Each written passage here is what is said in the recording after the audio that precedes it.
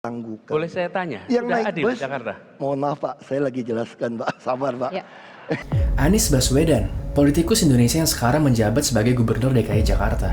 Pada video ini gue gak mau bahas tentang kontroversinya ya, tapi gue mau bahas tentang sesuatu yang edukatif, yaitu teknik persuasif. Karena beliau merupakan salah satu tokoh yang menurut gue tuh jago banget dalam hal ini. Dan apapun preferensi politik lu, dia bagus banget untuk dijadikan contoh dalam topik ini. Ada alasan besar kenapa dia menang Pilkada 2017 yang berkaitan dengan skill persuasif. Hello, gue Akbar. Dan pada video ini, gue akan membahas bagaimana caranya lu bisa mengubah pikiran orang lain dan membuat orang lain percaya kepada lu dengan teknik persuasif. Oh ya, disclaimer dulu ya, ini nggak ada hubungannya dengan preferensi politik. Melainkan ini membahas studi kasus dari skill persuasif Anies Baswedan. Terutama pada saat dia debat pada tahun 2017 melawan Ahok ya. Yang diharapkan pada akhir video, kita menjadi mengerti trik persuasif yang nggak hanya bisa berguna pada panggung politik aja, tapi juga pada kehidupan keseharian. Jadi tanpa berlama-lama lagi, kita mulai aja. Nah, yang pertama ini ya, menurut gue yang paling sering dilakukan, serta yang menurut gue ini Pak Anies paling jago, yaitu dia sering sekali mengaitkan masalah yang akan ditangani atau dibahas dengan emosi yang ingin ditimbulkan. Contohnya seperti ini ya. Bagaimana kita membatalkan reklamasi yang akan menghasilkan 1,2 juta tenaga kerja, menyerap 1,2 juta tenaga kerja. Ya. Saya gitu mau tanya. Pak Anies. Ya, saya rasa yang perlu disamakan, saya paham Pak Basuki bahwa kita memang perlu memikirkan soal reklamasi. Tapi pendekatan kita berbeda. Ini soal keberpihakan. Kita mau berpihak pada yang sama, pada siapa? Jakarta diputuskan punya lahan tambahan. Lalu lahan tambahannya untuk siapa? Di situ pertanyaan mendasarnya. Nah, pause dulu ya. Di sini ada dua kata kunci, yaitu untuk siapa dan keberpihakan. Kalau balik ke poin pertama tadi, yaitu mengaitkan masalah yang akan ditangani dengan emosi yang ingin ditimbulkan, masalah yang akan ditangani Pak Anies ini adalah untuk siapa. Dan emosi yang ingin ditimbulkan itu dari kata-kata keberpihakan. Keberpihakan ini adalah trigger words. Trigger words ini, kalau memang tepat banget, itu bisa menghasilkan emosi yang luar biasa, yang sangat powerful. Sehingga pas bahas masalahnya, orang-orang tuh sudah menjadi emosional duluan. Dan kata-kata keberpihakan ini diulang terus oleh Pak Anies, biar orang-orang selalu ingat akan emosi dari kata-kata itu. Kalau kita berpihak pada rakyat kebanyakan, jadi ini adalah soal keberpihakan. Begitu kita mengatakan kami akan berpihak pada mereka yang tidak punya rumah. Banyak sekali ya leader yang menggunakan teknik ini. Build that wall, build that wall, build that wall, build that wall, build that wall. Yes, we can. Yes, we can. Yes, we can. Yes, we can. Pertanyaan dasarnya adalah gimana memilih kata-kata yang paling tepat dan powerful untuk men-trigger emosi yang kita inginkan, seperti yang dilakukan Pak Anies. Ya harus riset dulu dan pahami situasi yang sedang terjadi. Dan di sini konteksnya yang mau Pak Anies tekankan adalah beberapa kebijakan Ahok tuh serasa belum berpihak pada rakyat kebanyakan. Dan gue nggak bermaksud membenarkan itu ya, tapi itu yang Pak Anies sering bawakan di debat ini. Dan itulah emosi yang Pak Anies ingin munculkan di masyarakat. Dia ingin tanda kutip memprovokasi masyarakat bahwa situasi sekarang tuh belum adil dan men-trigger emosi amarah. Dan kata Profesor Dr. Carol Chavis, seorang psikolog dan juga peneliti kemarahan, kalau misalnya emosi amarah ini tertrigger, maka orang tersebut akan merasa ter-empowered atau diberdayakan. Dan kenapa Anies ataupun leader di dunia sering sekali mengincar sisi emosional kita di saat membahas suatu masalah dibandingkan membahas data yang detail dan terperinci. Profesor Harvard mengatakan 95% keputusan pembelian adalah emosional, dan tidak hanya perilaku pembelian, tapi juga pengambilan keputusan secara umum, termasuk yang kalau pada video ini, yaitu pilihan untuk memilih Pak Anies atau Pak Ahok. Simpelnya gini ya, nggak banyak orang yang pasti mengerti secara full tentang omongan mereka pas debat ini. Nah ini tuh debat level gubernur, apalagi tingkat pendidikan di Indonesia ini belum merata. Ya mereka-mereka inilah yang berhasil memanfaatkan emosional dari seseorang yang akan menang. Dan itu bukan kata gua, tapi itu kata Profesor Harvard. Sama kayak iklan di TV ya. Kebanyakan produk tuh dia nggak fokus terhadap fitur pada produknya, tapi lebih ke sisi emosional apa yang akan didapat. Seperti contohnya iklan sirup misalnya.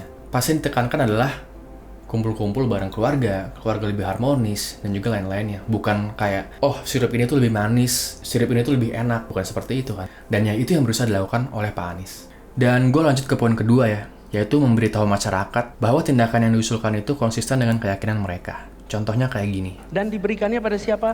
Kepres 52 tahun 95 menyatakan eksplisit di pasal 4. Wewenang dan tanggung jawab reklamasi ada pada gubernur.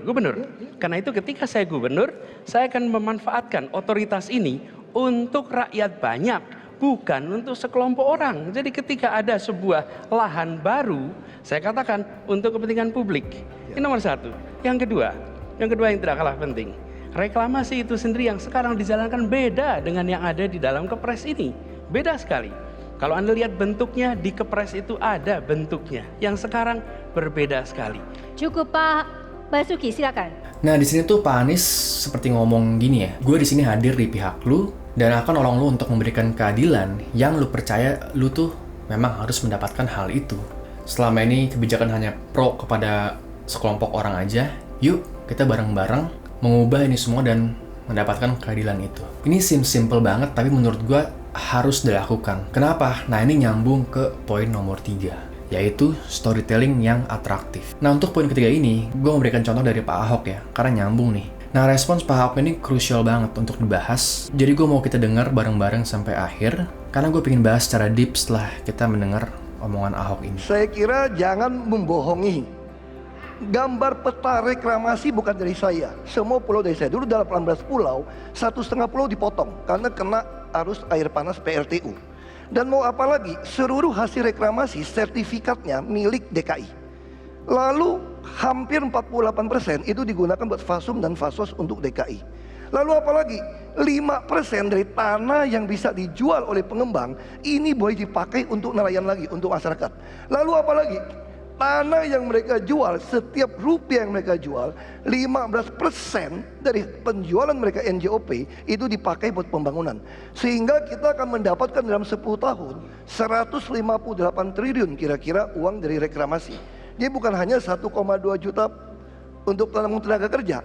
Lalu kita bisa menyelesaikan semua konsep nelayan, semua tanggul utara termasuk LRT yang akan kita bangun. Jadi mau apa lagi? Manfaat untuk rakyat reklamasi ini. Cukup di sana Pak Anies. Nah Pak Ahok di sini tuh banyak banget ngomongin data statistik dan datanya itu tuh bagus banget, atraktif banget angka-angkanya. Tapi di sini tuh ada masalah yang besar. Kenapa? Karena Jennifer Eker, seorang profesor marketing dari Stanford, pernah mengadakan riset kepada muridnya untuk melakukan presentasi 1 menit atau 1 minute pitch. Yang hasilnya adalah hanya 5% dari pendengar mengingat data-data statistik.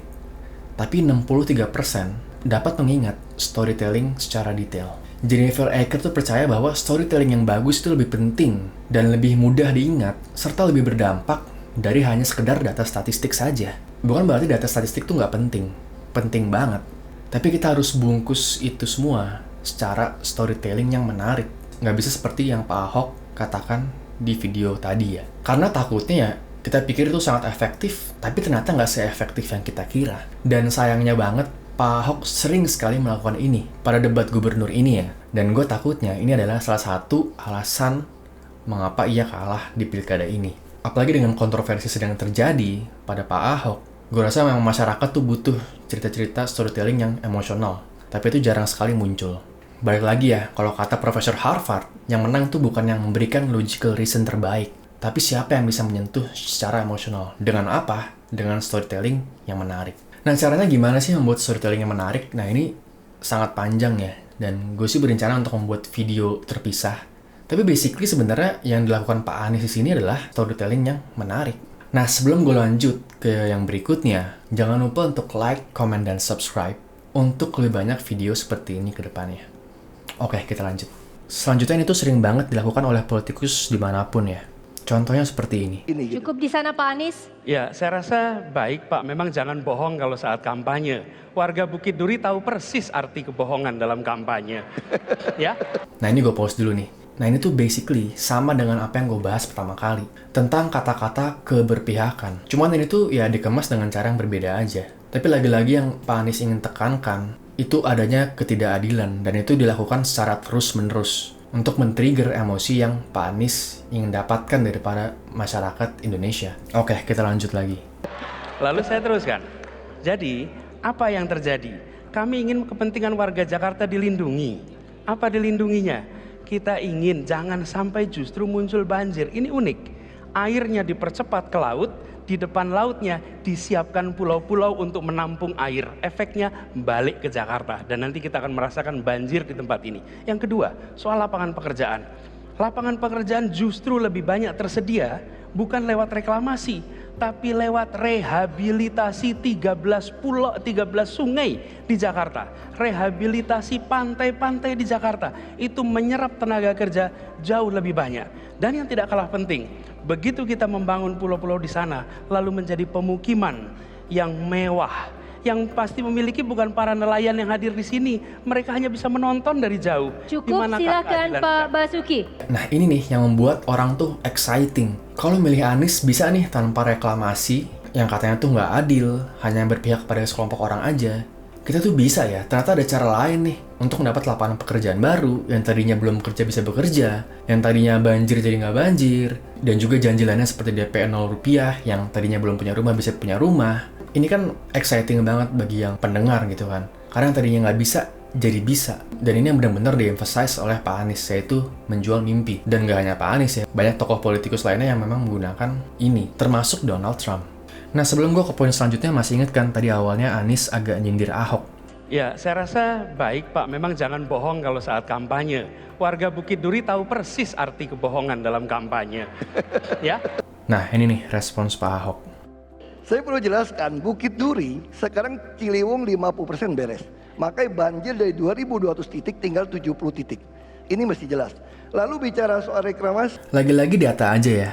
Dan walaupun datanya itu bagus banget, tapi kalau dia bisa tambahkan dengan contohnya misalnya cerita kondisi masyarakat di sana itu ternyata jadi thankful ke dia atau semacamnya, menurut gue itu akan lebih kena daripada hanya sekedar data aja. Oke, ke selanjutnya, yaitu menyelesaikan dengan sebuah pertanyaan atau permintaan. Contohnya seperti ini. Dan ini dikerjakannya sebagai sebuah gerakan. Kami mengajak kepada seluruh warga Jakarta nanti kita melakukan ini sama-sama. Pemerintah akan ikut melakukan itu. Kita nggak bisa ya menyeret-nyeret orang lain, tapi lebih ke kita harus bisa untuk meminta kepada mereka untuk ikut berkontribusi juga terhadap ide yang kita udah jabarin. Karena memang kita nggak bisa ngelakuin ini sendirian, sehingga orang lain tuh harus di-empower juga. Dan orang lain juga harus tahu kalau mereka tuh dibutuhkan, nggak hanya nonton aja. Dan ini menurut juga sangat penting banget.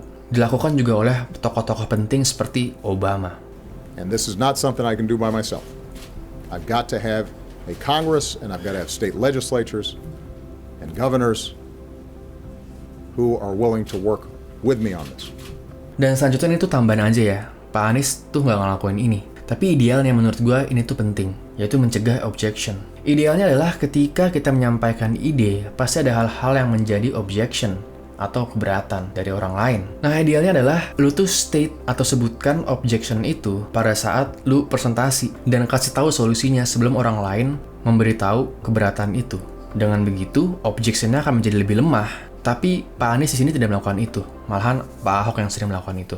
Dan ya that's it dari video ini. Kalau misalnya dirangkum itu, pertama mengaitkan masalah yang akan ditangani dengan emosi yang ingin ditimbulkan. Yang kedua, memberitahu masyarakat bahwa tindakan yang diusulkan tuh konsisten dengan kepercayaan mereka. Ketiga, storytelling yang atraktif. Keempat, secara eksplisit merinci seperti apa jadinya kalau mereka tuh memilih kita.